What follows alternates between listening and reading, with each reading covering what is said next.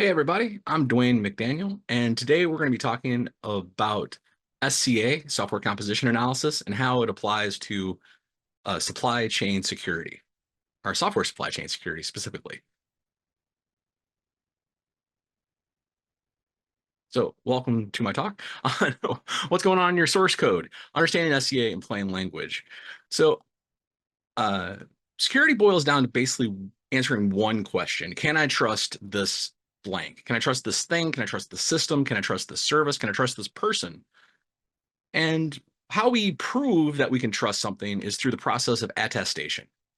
Attestation simply is the documentation process for this is the evidence or this is how I got to the evidence. That last part's actually really important. How did I get there and how can I prove repeatedly that that's the correct way to get there?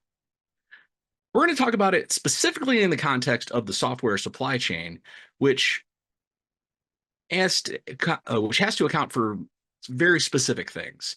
I think it boils down to these four specific things. We need to have it attest that we get the code that we're expecting, that's free of vulnerabilities, that's free of any alterations along the way, that also delivers the expected license at the end. The license one might feel a little out of place for a security talk, but trust me, we'll get there. Before we go any further, though, I'm Dwayne McDaniel. I said that at the very beginning, but I'm a developer advocate. I work for a company called GitGuardian. Feel free to reach out to me at any time. I also host the Security Repo podcast. You can see that down at the bottom. And also find me out there on social media. Happy to connect. I work for GitGuardian, but I'm not really here to talk about them all that much. But we do secrets detection at scale. You probably got an email from us from our Good Samaritan program at some point if you've ever leaked a credential out there onto GitHub Public. But anyway, that's not why we're here. Back on the topic of software security, the software supply chain. There was a time when all applications were written by a solo developer or a very small team of developers working completely independently, making things from the operating system all the way through to the final application. Think GNU, think Emacs, think Vim. Even Bash itself was only written by two people originally. But that's not the world we live in anymore. The world we live in now is very interconnected, where we're no longer just building our own applications with our own pieces of code. In fact, last numbers I saw were upwards of 97% of all code running in an enterprise application are third-party components. And that's an average. Some are even higher. We're not rewriting these lower-level libraries. We're not rewriting these lower-level functions, and neither are the services we're connecting to. Everyone's using this giant tree of dependencies. This dependency is made of the dependency behind it, made by the dependency below it. Those are the transitive dependencies. And attackers really love this idea because it helps them spread out their attack and scale it without a lot more effort. So instead of just attacking the central application there, if I had a mouse, I'd be hovering over the application part. But they can attack a lower level dependency like they did with Log4j or the XZ util vulnerability that popped up a little while ago. Very interesting attack. And it spreads out not just to your application, not just the one component you used beneath it, but everywhere across the entire ecosystem. So let's get back to what we're testing and how can we get there? Well, first let's start with that expected code part. How do we know that the code we've downloaded is the expected code? Well, that's where SBOMs come in. By now, I think everyone that's watching this has heard the word SBOM, and I'm not going to go into a formal definition. It's the ingredient list, though. How we know what's in our software, the same way we know what's in the bottle of ketchup we bought or the package of whatever it is we purchased off the shelf at the grocery store. There are two ways to build SBOMs. I think this is kind of an important point. There is a standard called Cyclone DX, comes from the OWASP community. I'm a huge OWASP supporter, go OWASP. There's also SPDX. I don't have a technical reason I like one over the other. I just have worked with Cyclone more. But it's that list of all of the information we need to know. This is what's in this application. This is what's in this bit of software that I've downloaded. So what's the correct way and best way to make an SBOM? Well, if you're using those standards, there's no real one true way, but we'll get back to that a little bit later. I think I went one too far. Nope, no, I did not. All right, just know that SBOMs are one of many bombs, bill of material across a lot of things. Cyclone DX, if you look at the project, there's a lot of ways you can start to attest for this is truly the contents of what I'm trying to deliver, what I think is there. And the reason it's important to have an SBOM is because it connects all those dots and says, I have these components.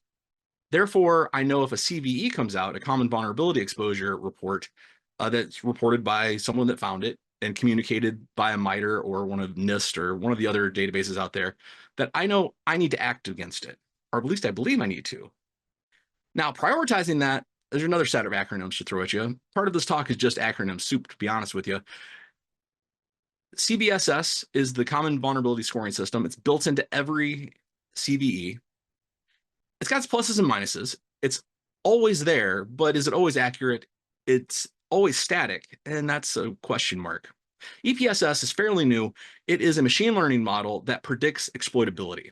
And if you combine that with the CVSS, it gives you a pretty good indication of what's possible could happen to your code.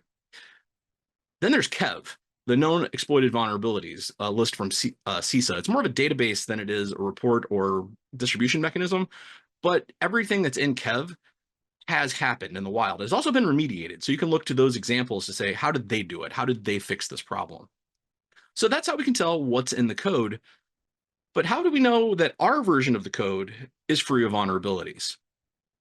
Well, you could start grepping and doing manual process to look through your SBOMs, but there's also a standard that has been developed. You saw it earlier on that screen from Cyclone DX. It also comes from the OWASP community, called VEX, Vulnerability Exploitability Exchange. VEX is basically the version numbers that are affected for a certain thing. Just like over there on the left, you see the product recall, and there's a batch number at the bottom. So if you know if you have one of those batches, don't use it, otherwise your fish might die. With VEX, though, again, we're talking about a JSON file. Pretty much all attestations took the form of JSON, which is just a wonderful interoperable way to communicate, I think. And here we can see down at the bottom, I don't know if it's blurry on your screen, but we can see that there's a version range this affects for product ABC. They also say they won't fix it. So we know we're on our own on this one. But VEX condenses that down into a report to know, hey, is it there? Much cleaner to work with than a SBOM, pure SBOM, when you're thinking about attacking these vulnerabilities. So we have a VEX. We run our list against all the known dependencies we have. It's free of vulnerabilities. We're good. But how do I know that what I think is there hasn't been altered along the way from the original author's intent? That's what we saw with XZ. That's a lot of the supply chain vulnerability. SolarWinds, classic example. They tampered with the build system. They delivered code that wasn't meant to be there. Well, that's where SLSA comes in. SLSA is a project originally from Google.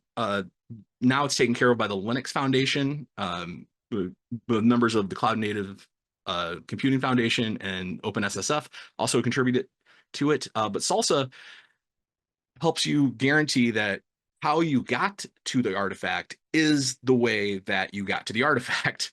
The process that created the software is secure and repeatable. There's multiple levels. We won't get into all the details today, but I think it boils down to this one statement off of their website. It's thought of as the food safety handling guidelines. You wouldn't go to a restaurant that didn't follow health protocols at all. You probably shouldn't be eating software that doesn't pass some kind of rigor that we did it in a certain safe, reliable, repeatable way. Once again, we're talking about JSON, everybody's favorite JSON. I'm going to call out, though, that top line inside the file. Intoto. Intoto.io is a project from the Cloud Native Security Foundation or Cloud Native Computing Foundation to help attest to things. Not going to get into the details of that at all. Just know that's one of the many ways you can build this, but there are no real hard software recommendations on how you use tooling to build this. What I'm going to send you to is Tenable's blog. Tenable wrote this amazing blog post about how they ingested this internally. Now, while it was originally written for internal, SLSA has been kind of construed as an open source way of thinking, an open source communication methodology. But if we use it internally, as Blake did at Tenable, the benefits are kind of amazing because you harden your entire security all the way through, and you document everything, and you make yourself way more resilient. That's what he says. The blog post is awesome. I highly recommend everybody read it. So licenses. This one feels different, right? Because it's not security. I can't exploit a vulnerability in a license, right? Well, actually, maybe you can.